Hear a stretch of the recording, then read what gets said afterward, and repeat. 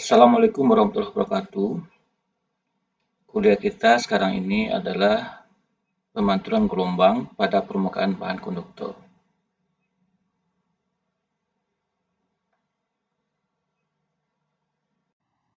Pemantulan gelombang pada permukaan bahan konduktor. Kita sudah membahas kondisi batas yang digunakan untuk menganalisis refleksi dan refraksi atau pemantulan dan pembiasan pada antarmuka antara dua medium. Itu kondisi seperti ini, medium 1, medium 2. Ini ada gelombang datang yang disebut sebagai EI, E inisial, dan BI. Kemudian ada gelombang yang dipantulkan, kemudian ada gelombang yang diteruskan. Sudah kita dapatkan 4 persamaan ini, yaitu persamaan pertama, epsilon 1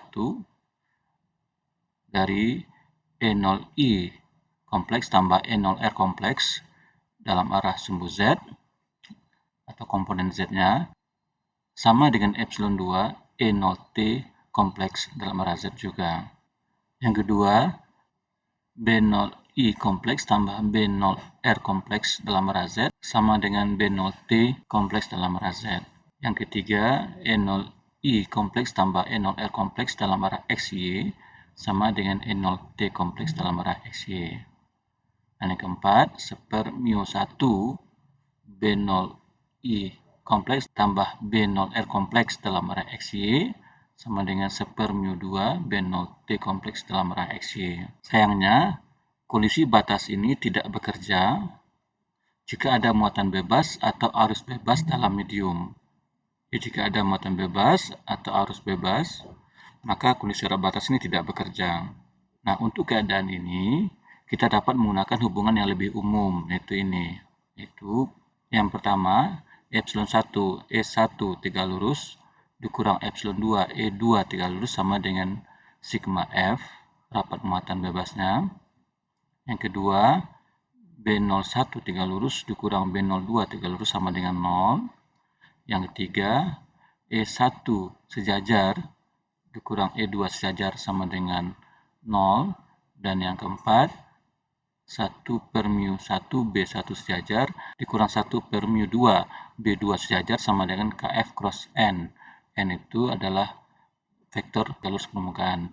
Jadi E ini adalah komponen medan yang sejajar ke permukaan, dan ini adalah komponen medan yang tiga lurus permukaan. Itu juga dengan ini. Dari ini, sigma F adalah rapat muatan bebas permukaan, KF adalah rapat arus bebas permukaan, dan N adalah vektor satuan normal permukaan dari medium 2 ke medium 1.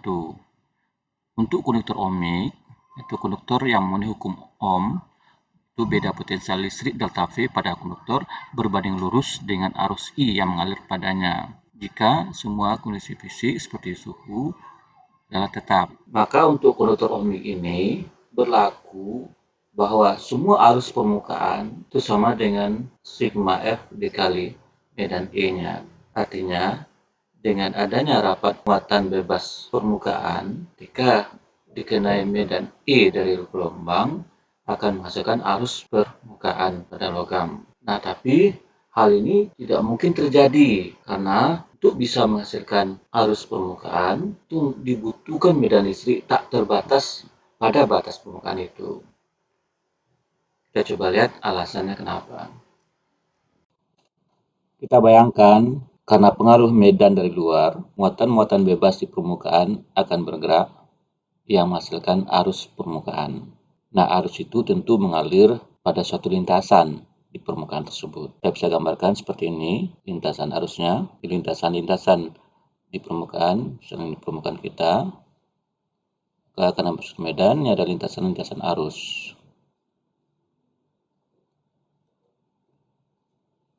Jadi, arus mengalir pada suatu lintasan, membentuk garis-garis di permukaan, garis-garis arus. Nah, kerapatan arus permukaan tentu adalah elemen arus dibagi elemen lebar permukaan ini. Kalau ini elemen lebarnya DL, garis permukaan.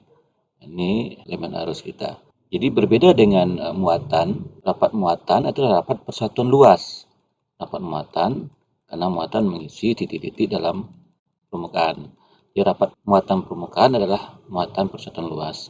Tapi rapat arus permukaan adalah arus persatuan lebar dari permukaan. Karena arus mengambil satu dimensi bagi lintasannya, sementara muatan tidak berdimensi. Nah, muatan adalah muatan-muatan titik di permukaan. Jadi kita dapatkan KF adalah DIF dibagi DL tegak lurus yang menggambarkan lebar yang tegak lurus terhadap arusnya. Itu berarti DIF adalah DQ DT, sementara DL tegak lurusnya adalah DA per DS. Luas dibagi jarak. Ingat DA kita adalah DS yang ini, panjang ini, itu ini, DS dikali DL, tiga lurus arusnya, sehingga DL kita sama dengan DA dibagi DS. Nah, itu berarti sama dengan DQ DA dikali DS DT. Ini per ya, jadi naik DS DT. Nah, ini sama dengan V, dan ini adalah rapat arus permukaan. Nah, ketika arus mengalir pada suatu ruang atau suatu elemen volume, maka rapat arus bebasnya, itu JF, itu digambarkan DIF, arus bebas dibagi DA, tiga lurus arus tersebut. Ini DA, ini adalah arus yang mengalir. Maka JF kita adalah elemen arus dibagi dengan elemen DA kita. Banyak sekali arus yang mengalir.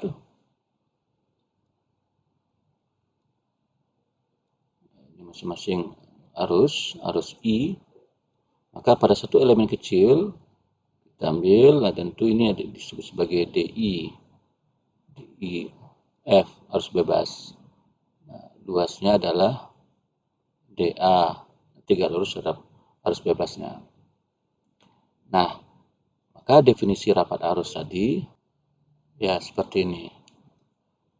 CF sama dengan DIF dibagi DA tiga lurus. Dan hasilnya JF adalah rho V. JF sama dengan DIF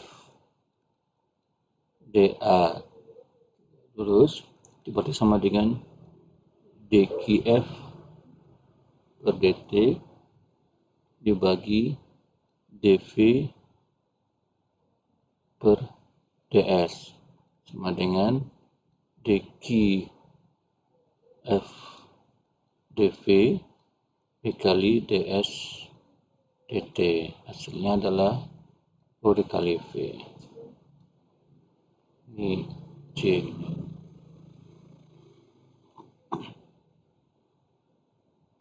Nah, bayangkan bahwa DIF adalah elemen arus yang melewati elemen volume konduktor yang berbentuk persegi panjang yang lebarnya DL dan tebalnya delta. Jadi tebalnya delta, ini lebarnya DL.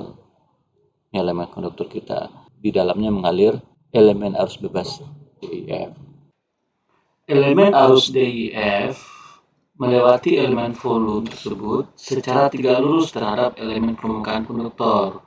Itu DA tiga lurus yang sama dengan delta dikali DA tiga lurusnya, yaitu DL yang tiga lurus dengan arus. Jadi DIF sama dengan JF dikali DA sama dengan JF dikali delta kali DL. Nah, KF adalah karena dia merupakan arus permukaan, KF adalah DIF DL untuk limit delta menuju 0. Nah, karena DIF adalah JF delta L tiga lurus, maka KF adalah limit delta menuju 0, JF delta DL tiga lurus per DL tiga lurus. Jadi DL-nya bisa kita coret. Jadi KF kita tinggal limit delta menuju 0 JF kali delta, atau limit sigma F dikali E dikali delta, karena ini adalah JF. Nah, karena dilimitkan untuk delta menuju 0, maka nilai ini akan menuju 0, kecuali kalau E-nya menuju tak berhingga. Jadi, kalau E-nya berhingga, maka KF akan sama dengan 0 atau menuju 0. Karena itu kita katakan tidak ada arus permukaan. Tidak ada arus bebas permukaan sebab untuk menghasilkan KF besar dari 0 akan membutuhkan medan listrik E tak terbatas pada permukaan. Karena limit delta menuju 0, limit ketebalannya menuju 0. Itu alasannya kenapa tidak ada rapat arus permukaan pada logam. Sekarang kita perhatikan bidang XY yang membentuk batasan antara material non-konduktor yang bersifat tidak konduktif dengan medium konduktor. Medium 1 ini non-konduktor, ini konduktor. Nah, gelombang bidang monokromatis yang bergerak dalam arah Z, yang polarisasi medan listriknya adalah dalam arah X, jadi bergerak dari medium 1 ke medium 2, itu dengan kecepatan datang V1, sebagian akan dipantulkan dengan laju yang sama tapi berlawanan, sebagian lagi akan diteruskan dengan laju V2. Maka EI kita dalam besaran kompleks, EI Z, T, karena dia bergerak sepanjang sumbu Z, itu adalah EI 0, EI I K1Z dikurang omega T. Ini E-nya polarisasinya dalam arah sumbu X. Arah penjalarannya sumbu Z, ini arah penjalaran sumbu Z, polarisasi E dalam arah X. Di sisi lain, BI Z, T kita itu seper V1 E0I EI K1Z min omega T, arah polarisasinya sumbu Y. Itu medan-medan untuk gelombang datang. Medan E dan medan B untuk gelombang datang. Medan E arah polarisasinya sumbu X dan medan Y arah polarisasinya sumbu Y. Sementara sinar yang dipantulkan atau gelombang yang dipantulkan yaitu ERZ, T yaitu E0R E min K1Z min omega T. Jadi arahnya berlawanan karena negatif K1Z. Arah polarisasi masih sumbu X, BRZ, T min seper V1 E0R EI min K1Z min omega T arah Y. Jadi kita perhatikan arah polarisasinya berlawanan dengan arah polarisasi sinar datang. Ini minusnya. Minus Y menggambarkan bahwa arah polarisasinya berlawanan arah medan B datang. Sebaliknya, sinar yang ditransmisikan yaitu ETZ, T yaitu E0T EI K2Z min omega T arah polarisasi sumbu X, dan BTZ, T-nya adalah K2 per omega E0T EI K2Z min omega T arah polarisasi sumbu Y. Semua ini sudah kita dapatkan pada kuliah-kuliah sebelumnya. Nah, ET kita ini dan BT kita itu mengalami atenuasi atau pelemahan ketika masuk pada bahan konduktor. Nah, di Z sama dengan 0 yaitu di perbatasan, medan-medan di kedua medium harus sinambung. Karena itu, sesuai dengan persamaan ini,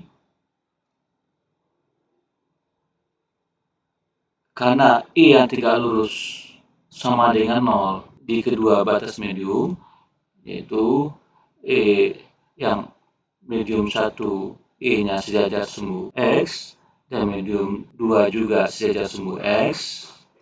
Tidak ada medium yang tegak lurus dengan sumbu X atau yang sejajar sumbu Z. Maka dengan demikian ini nilainya sama dengan 0 yang memberikan hasil sigma F sama dengan 0. Begitu juga B3 lurusnya juga tidak ada, ya otomatis memenuhi persamaan yang kedua. Nah, B-nya juga hanya ada dalam arah sumbu Y, baik Y negatif maupun Y positif. Nah, persamaan nomor 3 mengatakan bahwa karena ada medan-medan sejajar, di medan-medan sejajarnya persamaan 3 itu medan-medan sejajar ini medium 1, ini medium 2. Nah, medan sejajar di medium 1 adalah penjumlahan dari medan E sinar datang, yaitu E0I, dan E sinar pantul, E0R. Nah, itu harus sama dengan medan sejajar pada medium kedua yang ditransmisikan. Sehingga terpenuhi hubungan E0I tambah E0R sama dengan E0T. Jadi sekarang tinggal persamaan keempat. Nah, persamaan keempat, itu ini tadi, ini persamaan keempat kita. Persamaan ini sudah, 1, 2, 3 sudah, tinggal persamaan keempat. Persamaan keempat mengandung KF. Nah, kita tahu di permukaan KF-nya sama dengan 0. Maka demikian, ini berarti seper mu 1 B1 sejajar sama dengan seper mu 2 B2 sejajar. Nah, sama dengan tadi, B1 kita adalah base inisial yang datang dan yang dipantulkan ini, sementara yang B2 adalah yang ditransmisikan ini. Sehingga hasil seperti ini. Ini yang untuk B1 dengan masukkan nilai seper V1 E0I dan seper V1 E0R, hasil seperti ini. Mu 1-nya dari sini. Nah, V1 ini dari sini. Kenyataan seperti ini. Nah, begitu juga untuk bit transmisi K2 per mu2 omega E0T. Nah, itu sama dengan 0 karena ini sama dengan 0. Nah, demikian dengan sedikit manipulasi kita dapatkan persamaan E0I dikurang E0R sama dengan beta E0T. Dengan beta itu adalah ini hasil manipulasi antara seper mu1 V1 dengan K2 per mu2 omega. Nah, ini beta kompleks. Ini K2 juga kompleks. Ya, beta kompleks sama dengan mu1 V1 per mu2 omega dikali K2 kompleks. Nah, kalau kita masukkan kembali ke persamaan ini, kita dapatkan E0R kompleks kita adalah 1 dikurang beta kompleks per 1 tambah beta kompleks kali E0I. Dan E0T kompleks kita adalah 2 per 1 tambah beta E0I. Ini mirip dengan yang sudah kita dapat sebelumnya, tapi kalau sebelumnya beta kita dalam real, pada kasus ini beta kita adalah kompleks. Selanjutnya untuk konduktor yang perfect atau konduktor sempurna, itu muatan bebasnya tak berhingga jumlahnya. Nah, kalau muatan bebas tak berhingga, maka otomatis K2 juga tak berhingga. K2 itu ingat, K2 itu dalam konduktor. Perhatikan, K kompleks kita adalah K ditambah I kappa. K ini adalah nilai real dari K yang sudah kita catat juga sama dengan ini. Itu K sama dengan omega akar epsilon mu per 2 akar 1 tambah sigma per epsilon omega kuadrat tambah 1 pangkat setengah. Nah, kalau ini tak berhingga, sigma ini tak berhingga, otomatis semuanya tak berhingga. Dengan demikian K tak berhingga. Di sini pada kasus kita ini, K ini adalah K2 untuk bahan konduktor. Kalau K2 tak berhingga, otomatis K kompleks juga tak berhingga. Hal itu berdampak pada beta kompleks yang juga menjadi tak berhingga. Nah, kalau beta kompleks beta berhingga, maka ini menjadi persamaan ini 1 dikurang beta kompleks sama dengan min beta kompleks, 1 ditambah beta kompleks sama dengan plus beta kompleks. Hasilnya N0R kita berhingganya adalah kompleksnya adalah min beta kompleks per beta kompleks N0I atau ini N0R sama dengan minus N0I. Ini Nah, sementara E0T sama dengan 0, mendekati 0, karena ini tak berhingga, 2 per tak berhingga menjadi 0. Artinya E0T 0. Kesimpulannya apa? Bahwa gelombang kita total dipantulkan dengan pergeseran fasa 180 derajat. Dia arahnya berlawanan. Dan tidak sama sekali ada yang ditransmisikan. Ini untuk konduktor yang sempurna. Itulah kenapa konduktor sempurna dapat dibuat menjadi cermin yang sangat baik, seperti perak. Konduktor yang nyaris sempurna sehingga bisa memantulkan hampir semua cahaya yang datang. Dan karena itu dia bisa menjadi cermin. Nah, dalam praktisnya, cermin itu dibuat dengan cara melapisi kaca, dilapisi dengan cat perak di belakangnya. Dalam hal ini kaca tidak memberikan peran apapun sesungguhnya dalam konteks pemantulan. Dia hanya menjaga agar cat atau perak kita tetap bersih dari debu.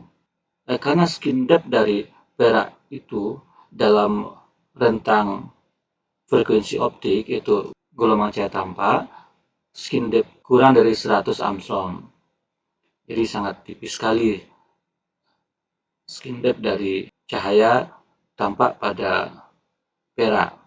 Artinya cahaya tidak bisa masuk lebih dari 100 Angstrom pada medium perak. Karena itu, kita cukup melapisi kaca tipis saja dengan lapisan cat perak di belakangnya.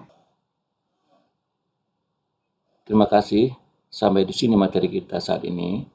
Insya Allah segera kita lanjutkan dengan materi tentang kebergantungan permitivitas terhadap frekuensi gelombang yang datang.